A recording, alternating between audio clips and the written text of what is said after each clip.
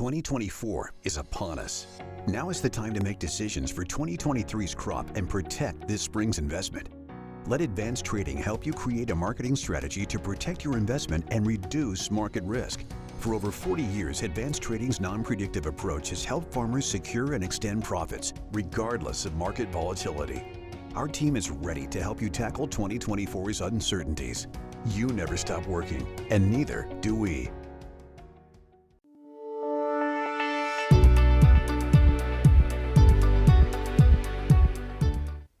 Hi, this is Nathan Mangold with Advanced Trading. Welcome. If you like our videos today, please feel free to give us a thumbs up and subscribe to our YouTube channel. I appreciate you tuning in. I'm here with Brian Basting, one of the economists with Advanced Trading. Thanks for coming, Brian. You bet. Brian focuses on wheat in the research side and also is crucial on our producer marketing. Also, Kent Stutzman, thanks for coming. Kent is one of our producer risk consultants. Thanks for having me. So today's USDA report, kind of a yawner if you just look at the U.S. balance sheet, Brian. What else are you seeing? What maybe some of the global numbers that stuck out to you today? What are you seeing there? What's interesting? Well, as Kent said, Nathan, thanks for having me and thanks for the opportunity to visit with the viewer, or speak to the viewers. I think today we're looking at kind of a non-event for the most part in the report domestically, Nathan. Worldwide, there's some things going on that are worth noting, though. USDA did come out and they increased the Ukraine corn exports. Forecast for this year's Ukraine exports, 1.5 million tons. Now there's some talk out there, and I think you may be able to address this too, that maybe China's snooping around for some Ukraine corn. So that might be behind USDA's. Obviously the new corridor, as it were, in Ukraine is working well. They not only increased Ukraine corn exports by 1.5 million, they increased Ukraine wheat exports 1 million tons this month. So that corridor is doing the work that the old Black Sea Grain Initiative, as it were, was doing. Another thing that the USDA noted today was a larger crop, Nathan, in Argentina. Argentina corn crop has boosted 1 million tons. Last year's crop was about 34 million tons. This year's is 56, so more than a 50% increase in the corn crop. Increased exports from Argentina at 1 million tons. So down the road, this last half of the crop year, and I'd extend that into the fall, we're looking at competition this year in the corn export market, more than we thought before. The other thing to note is what happened with the China and the oilseed market, specifically the beans, Nathan. USDA went back and revised last year's bean imports by China, increased them by 3.65 million tons, and then they increased this year's forecast by 3 million tons. Now some of that may be stock building. The stocks by the USDA forecast today are up over 5 million tons at the end of this crop year. So maybe the bins, as it were empty in China. Regardless, though, that's a big deal that China's imports are way up. The challenge for the U.S. producer, though, is that Brazil, their exports from Brazil, this year's crop was only lowered by 1 million tons. Brazil's exports are increased by 3 million tons for this crop year, this 23-24 crop, the crop they're harvesting now. So USDA still believes that Brazil's got a pretty decent crop they're harvesting now, and they're going to be a fierce exporter here all the way through summer, maybe early fall again. So those are the tidbits I saw on the world scene. The domestic balance sheets were unchanged, corn beans versus last month. I would say the bulls are probably a little disappointed looking at that soybean production number out of Brazil. Yeah, unfortunately. Interesting note on the bean stocks growing. Probably a factor relating back to the Trump tariff years, as we've seen those Chinese bean stocks kind of steadily grow, as we don't know who will be president this next year at this time frame. That's a terrific observation. They're covering their bases, as it were. Yeah. Next week, I think CONAB comes out. I believe on the 12th. What are we hearing about acres out of the safrinha corn crop? Nathan, CONAB, which is roughly the equivalent of USDA in Brazil, has been more aggressive with their cuts in terms of the USDA's reduction in corn acreage. This includes full season corn in the fall, but primarily safrinha acreage. It's only about 2% in Brazil overall. USDA, this year's acreage in Brazil versus last year's CONAB is all the way down at almost 7.5%. So we'll find out what CONAB thinks on Tuesday. As you said, USDA left Brazil's crop at 124 today. I believe CONAB in February is like 113.7. So that number is up for debate. I would remind the viewers the next 60 days are roughly the equivalent of June through early August in the Midwest. They just finished planting the safrinha crop. Think of end of planting roughly Memorial Day, early June, and think about how important June and July into early August are here in the U.S. So whether it's 124 or 113, it could be either one, depending on what the weather looks like these next 60 days. There's some dry spots surfacing, Nathan, in parts of Brazil. Not a catastrophic situation. I don't want to say this is, but it's something to watch. Actually, the dryness has been favorable to date. It helped them get get the beans off and get the planting of the corn ahead of last year. But there comes a point where they're going to need rain, just as we would here in the Midwest in June and July. Great point. As our producer in the U.S. heads to the field, then we need to really watch that Brazilian weather as they head into pollination in the safrinha corn crop. Thanks, Brian. Just a note on your Ukraine corn exports, it'll be interesting as a second bulk vessel this week was struck by missiles, and actually we saw some deaths occur just recently. And last weekend we had a bulk vessel sink in the Red Sea. So getting that corn from Ukraine to China, if not going through the Suez Canal, could definitely add a lot of freight cost onto that corn. So it'll be interesting to see how all that gets executed going forward. Another terrific point. I think that to remind the viewers, it's a fluid situation. Anything that Russia and Ukraine involves those two countries right now, all we can do is just monitor the shipments, see if they make it, if they don't. But boy, it's certainly unsettled is a minimum word I would use at the moment. We're one missile away from changing the landscape, aren't we? Kent, switch over for you. You know, the U.S. carry out is almost 2.2 billion bushels this year. We went through a DEES-1 stocks that was very large, and we saw a lot of stocks on the farm. In a couple of weeks, we're going to have the March 1st stocks report and acreage report. What do you think the stocks will look like in a couple of weeks? Well, if I had to take a stab at it, I think they're still going to show a large chunk of corn being owned by the farmer. I think the farmer probably owns 50% of the crop out here yet. In corn, probably still own a third of their beans. And a lot of times farmers want money come Jan 1. They had some of that. And then for the rest of the money that they need in March and beyond, they're looking for a rally.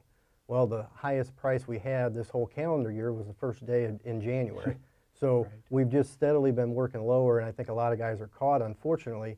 And we probably have quite a bit on the farm.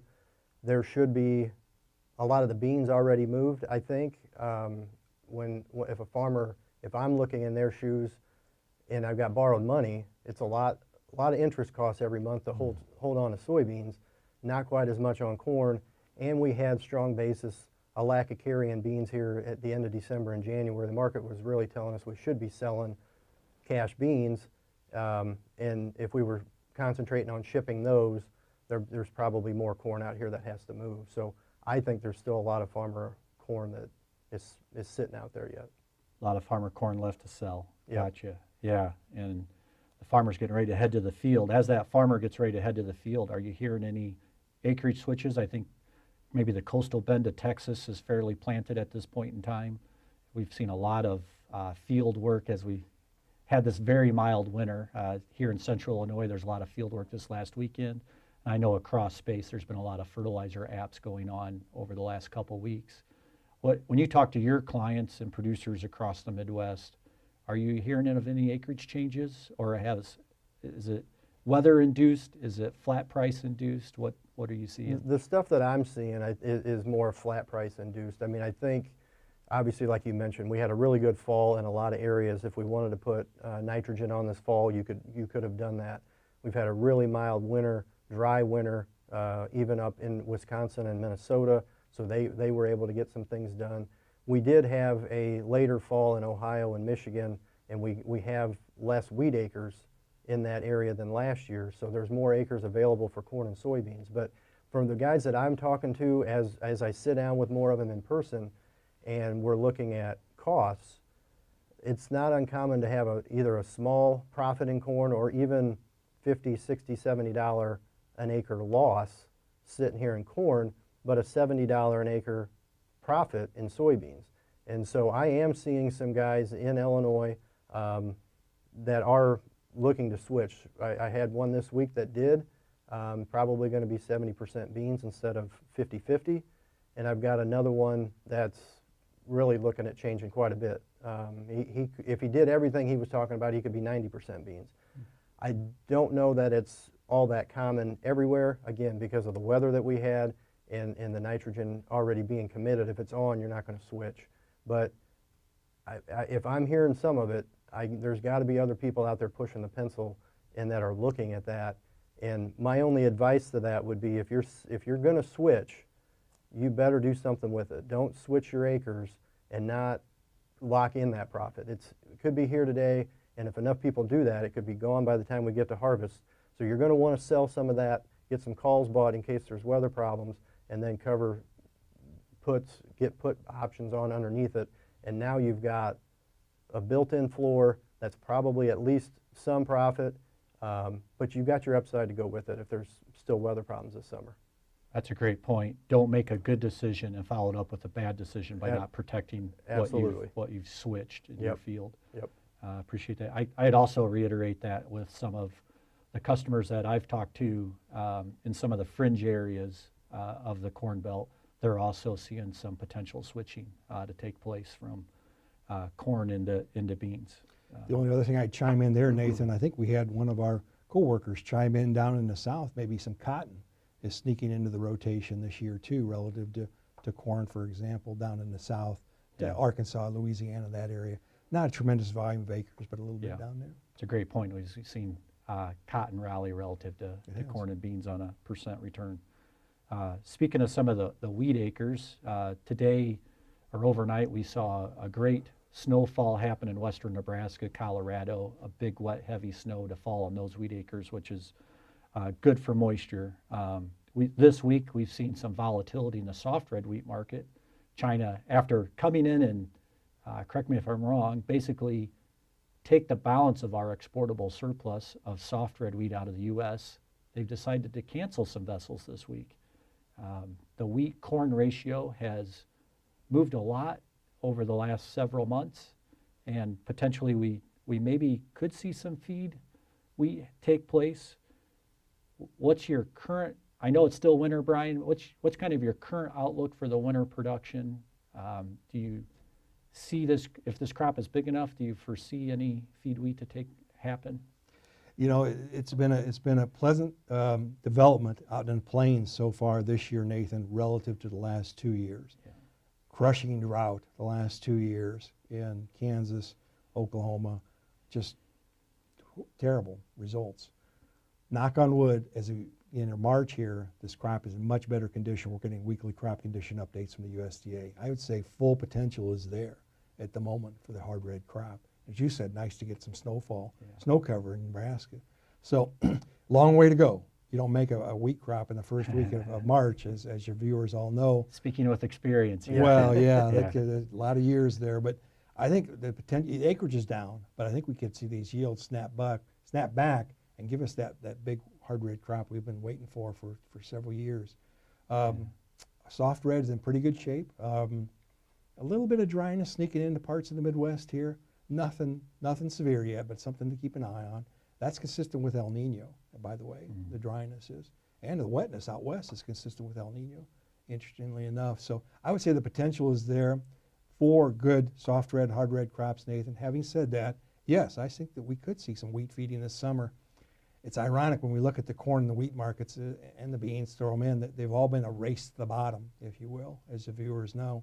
So the corn-wheat spread up until just fairly recently really hadn't supported that possibility. But boy, when the wheat market fell apart here recently, some of those July spreads for July KC versus July corn, for example, are narrowing in. Cash markets, you have a better feel for that than I do.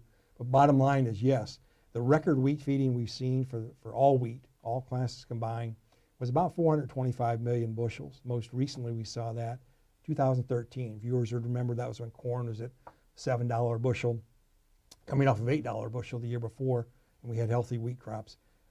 This year feels different from that standpoint. Obviously, corn is way away from that, but again, a race to the bottom. Wheat's leading the way now. Wheat's well below $6 now. in the soft wheat market. But yes, this summer that potential is there. So I think that the market will be looking at something it hasn't considered for the last couple of years. That is wheat feeding, particularly hard wheat out west. Yeah. Up to this point, commercial contacts that I have, we've seen a little bit of wheat get fed. Maybe it's some off-quality stuff, but to your point, if this Kansas crop is over 300 million bushels and this weather holds, wheat could become corn, and that could, the farmer that's holding on to hope here, Kent, in the West particularly, who thinks he might hit a home run holding on to corn, maybe in the basis as well, all of a sudden might have a competing crop out there to especially in the feedlot market. So absolutely. We went through a Feb outlook a few weeks ago that, as expected, printed a bearish balance sheet. The funds just recently had a record short on, so I would say they've been in the right position. The person out of position today, the out of position long has been the farmer, as you mentioned earlier. Right. Long maybe 50% of old crop.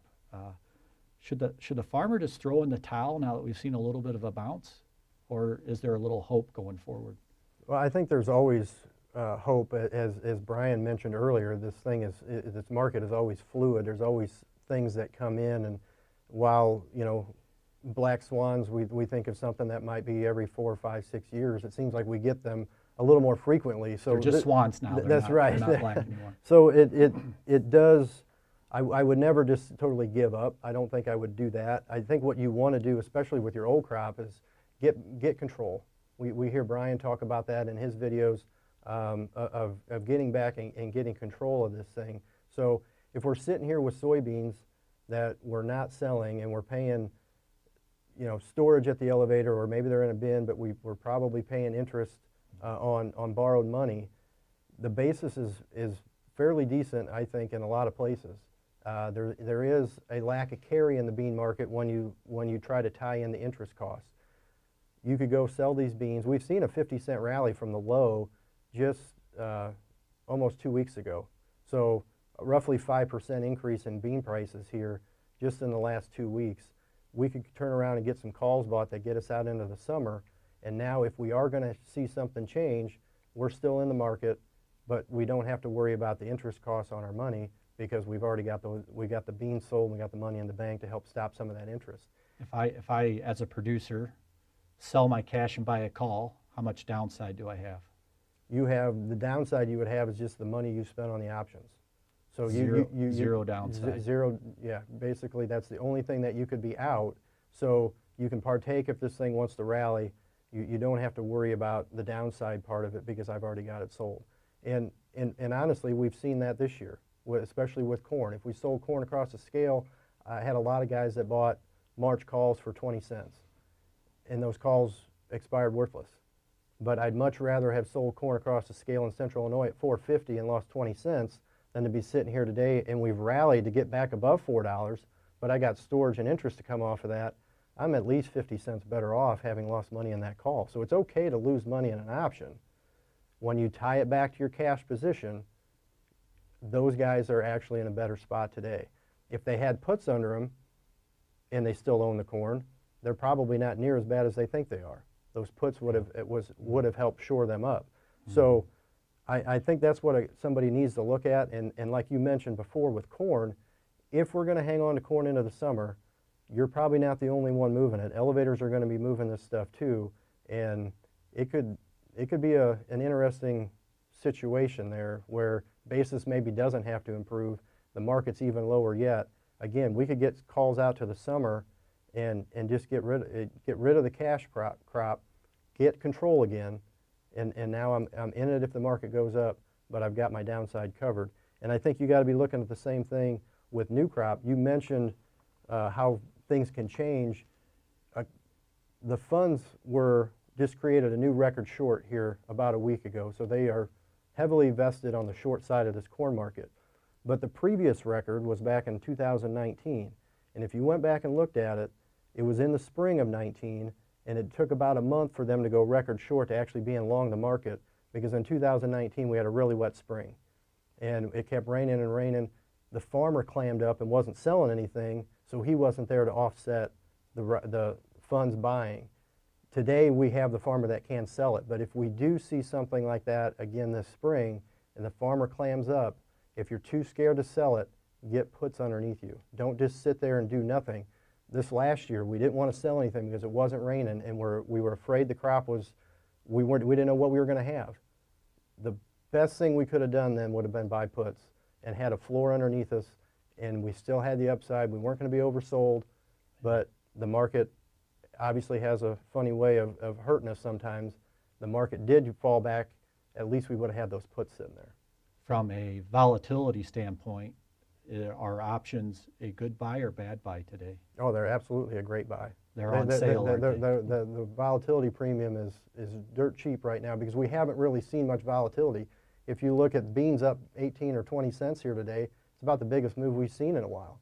Yeah. So the lack of volatility has actually got them to be cheaper. They're absolutely a great buy from that standpoint. Yeah, yes, they sure are. I appreciate your comments. And Yep. Sorry, Yep. Nathan, the other thing I'd tag on to Kent's comments is that as that control is gained over the old crop, Nathan, I think what I've picked up this winter, and jump in here, Kent, but I don't think producers have been able to focus as much on new crop then. Absolutely right. If you're sitting here with 23, and unfortunately there's guys that still have 22, if you're hanging on to past crops, it's very hard to go out there and think about 24. And I think what guys have to do, and they should have 23 under control so they can look at 24, and now if we see something, they probably should be looking at 25. And we've seen some rally in corn off the low, but if we would happen to find something that happens here this summer, we could be looking at 25 already, and we really should be. that's a great point. Yeah. Appreciate your comments, Ken. It goes back to if you have control and a plan in place to market your old crop grain, how much stress and pressure that takes off of you to allow you to focus on getting ready to plant this new crop and try to market this new crop. Absolutely. And what I've heard you say is things can change fast. Yes. So just selling your old crop and calling it quits could leave you in a world of hurt. Yep. If you don't pay attention. So Yep. I appreciate your comments. Yeah. So again, I just want to appreciate everybody. Thanks for watching. Again, hit the thumbs up button, the like button, subscribe to the YouTube channel, catch our ATI Pro Media Team's live podcast. It's each weekday at 9 a.m. And again, we'll do this on March 28th and unpack the next USDA stocks and acreage report. Thanks again, and everybody have a great weekend.